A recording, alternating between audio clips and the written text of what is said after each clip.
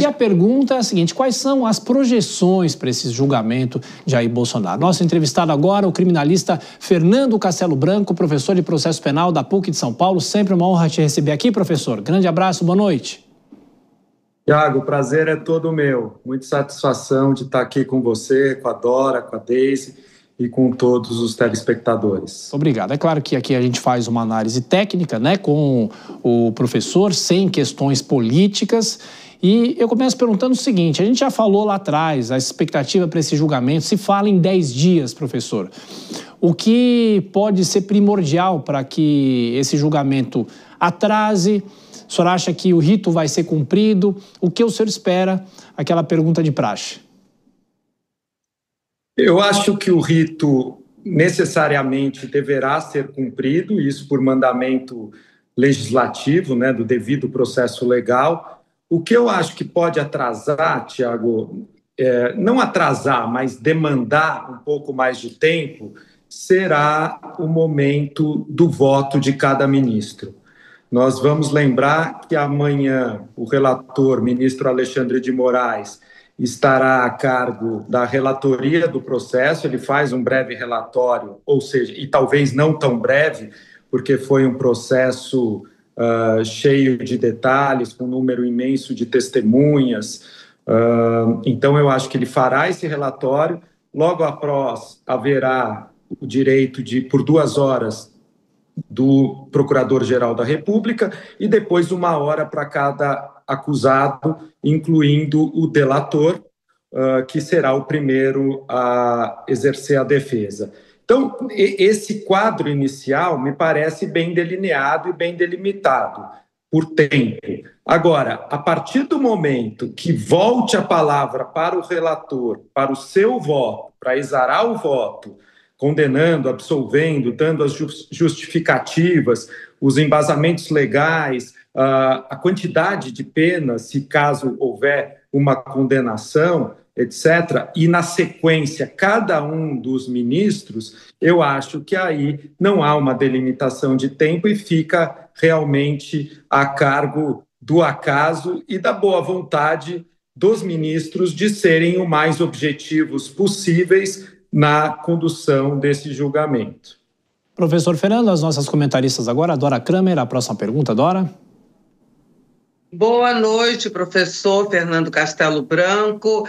Nesse tempo, nessa hora de julgamento, obviamente que o assunto anistia volta, né? Volta na política, mas eu quero lhe perguntar dentro da sua especialidade.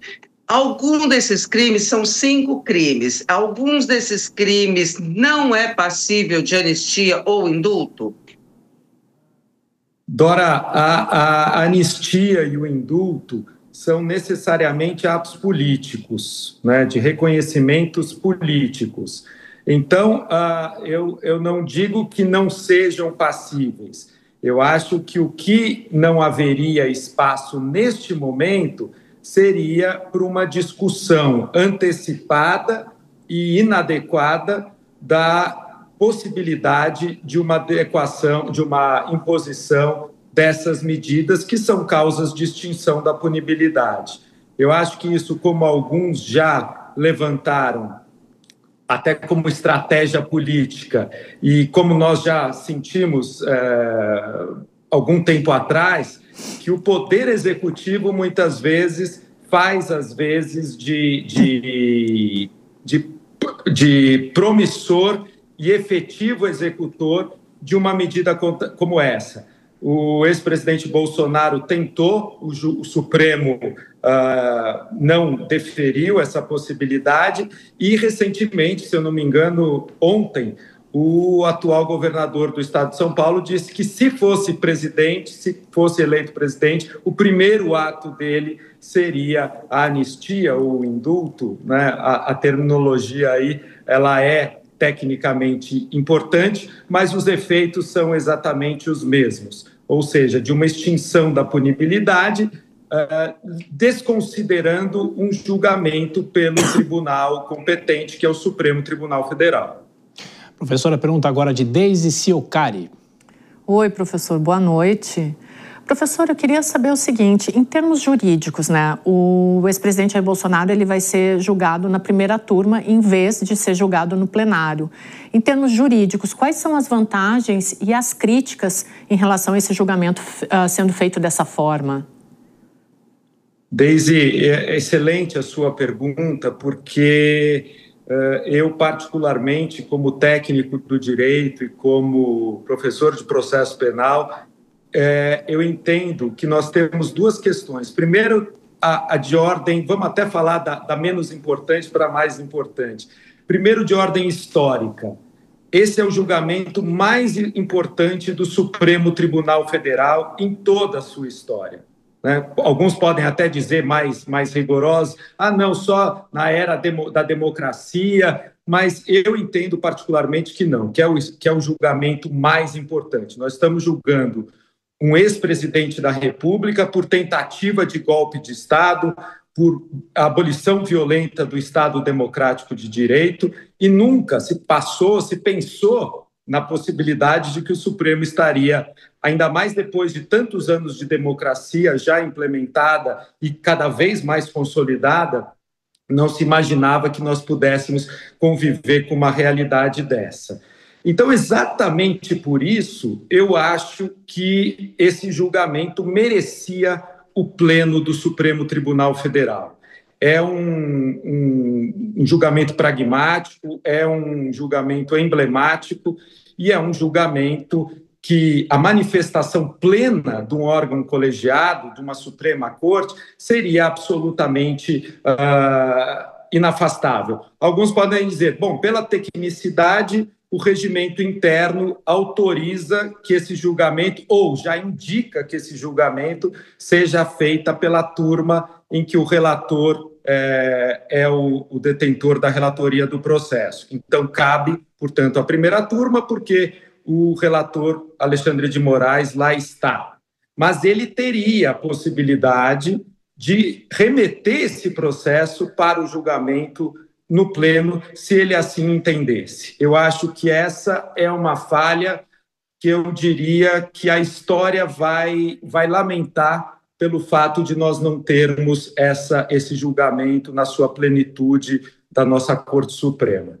Professor Fernando, e dentro disso, só para tirar uma dúvida também, que é uma dúvida nossa aqui, antes do jornal a gente estava discutindo sobre isso.